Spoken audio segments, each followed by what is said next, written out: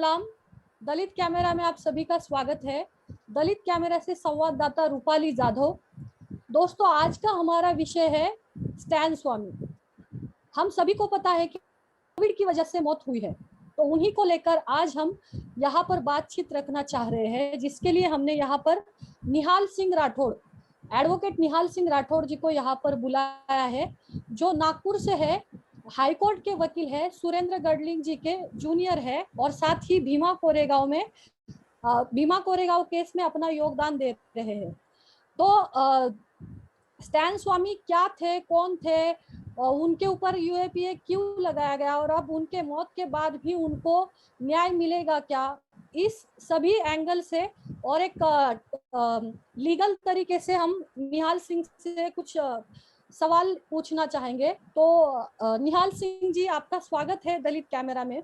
कल कपिल शर्मा जी जो बोले हैं कि स्टैन स्वामी जी की जो मौत है वो नेचुरल डेथ है, और हमारे जो प्रगतिशील लोग हैं वो बोल रहे हैं कि ये एक संस्थात्मक हत्या है। तो इसके बारे में आप क्या कहना चाहेंगे? आप इन सभी चीजों को कैसे देखते हो?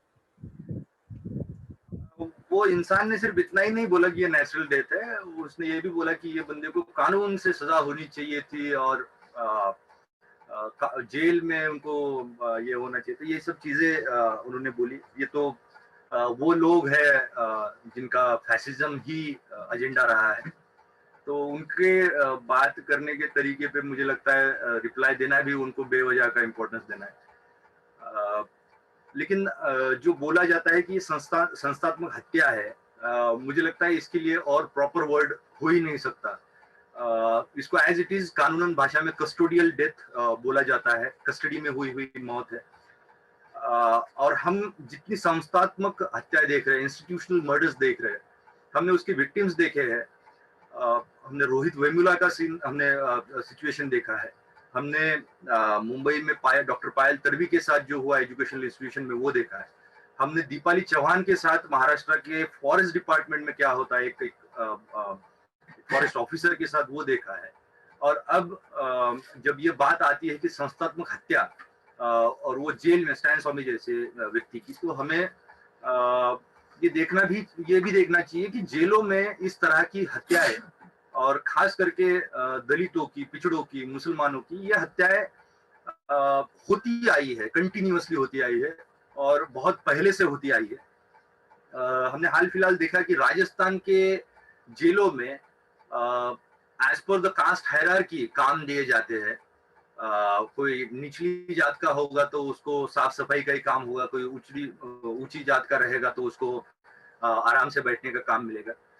तो जेलों में जो हत्याएं होती आई है, ये तो संस्थात्मक हत्या की व्याख्या में या परिप्रेक्ष्य में तो बहुत ही सटीक तरीके से बैठता है।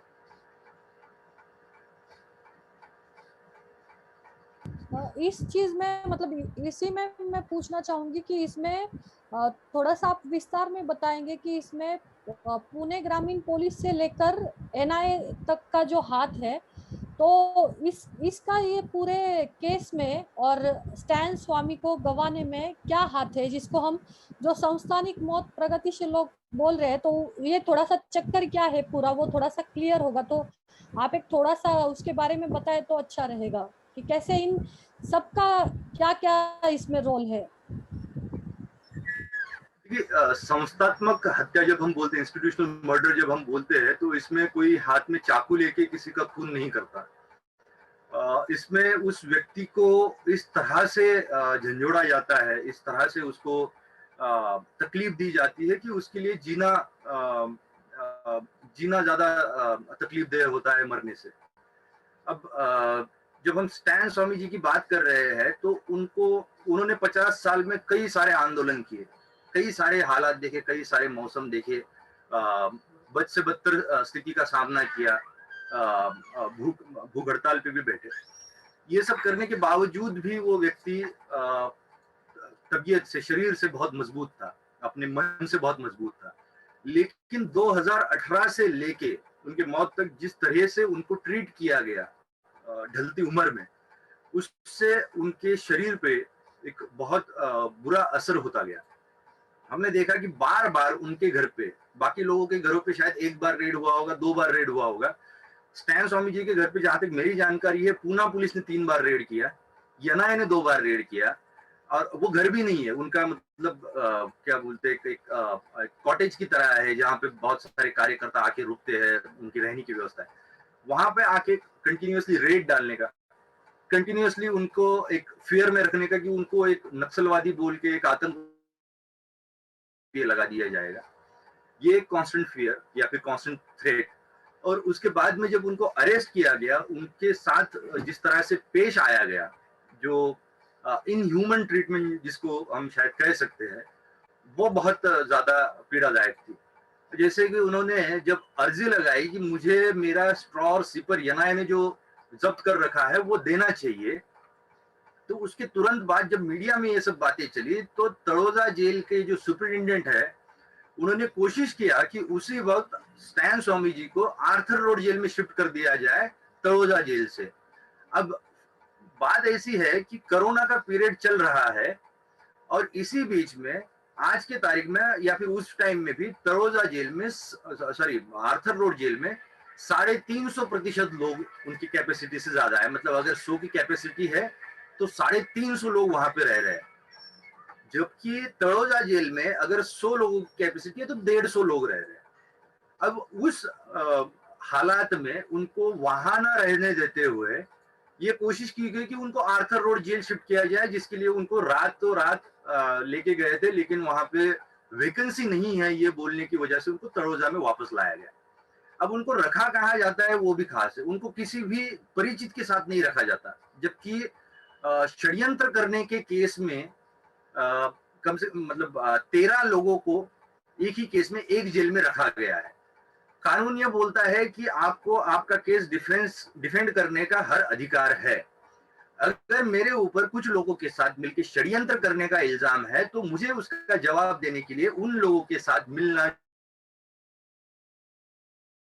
जो लीगल स्ट्रेटेजीज है उनके ऊपर मंथन करना, ये मेरा अधिकार बनता है। अब इस अधिकार का हम उपयोग ना कर सके और ये लोग अपनी लीगल स्ट्रेटजी डिस्कस ना कर सके, इसके लिए स्टैन स्वामी जी को किसी और जेल, किसी और सेल में रखा जाता है, बाकी लोगों को कहीं और रखा जाता है। पूरी आइडिया ये थी कि उनको एक दूसरे की मदद ना हो। और जिस तरह से हमने देखा कि कोरोना पीरियड हो या फिर बाकी जब भी जेलों में कुछ प्रॉब्लम आया, तो उसका सबसे पहला अटैक भीमा कोरेगांव में फंसे हुए लोगों के ऊपर ही हुआ। वहां के जो जेलर थे, जो अभी रिसेंटली उनका ट्रांसफर हुआ, कुर्लेकर साहब सुपरिटेंडेंट, इनको तो एक खास कुछ गुस्सा था इन लोगों पे कि हो ऐसा हर काम उन्होंने किया है। और इसी वजह से मतलब हम जब देखते हैं कि स्टैन स्वामी जिनके ऊपर के लगे हुए अपराध आने वाले समय में हमें दिखेंगे कि पूरे बेबुनियाद थे, ये कोर्ट भी मानेगा, उस व्यक्ति को झूठे केस में फंसाना, उस व्यक्ति को अपने आखिरी दौर में अपनी कर्म भूमि से निकाल के लाना, उनको जेल में ठूसना, अपने सगे संबंधियों से, अपने दोस्तों से, यारों से बात करने से रोकना, और उनको जंजीरों में, मतलब वो क्या बोलते, सलाखों के पीछे रखना, ये सब चीजें ही इस तरह से पेश की गई कि आदमी उसी में जीव जान छोड़ दे। तो ये एक इंस्टीट्यूशनल मर्डर का एक अनदर चैप्टर है, और जो प्रगतिशील लोग जो बोल रहे हैं वो बिल्कुल सही है इस बात।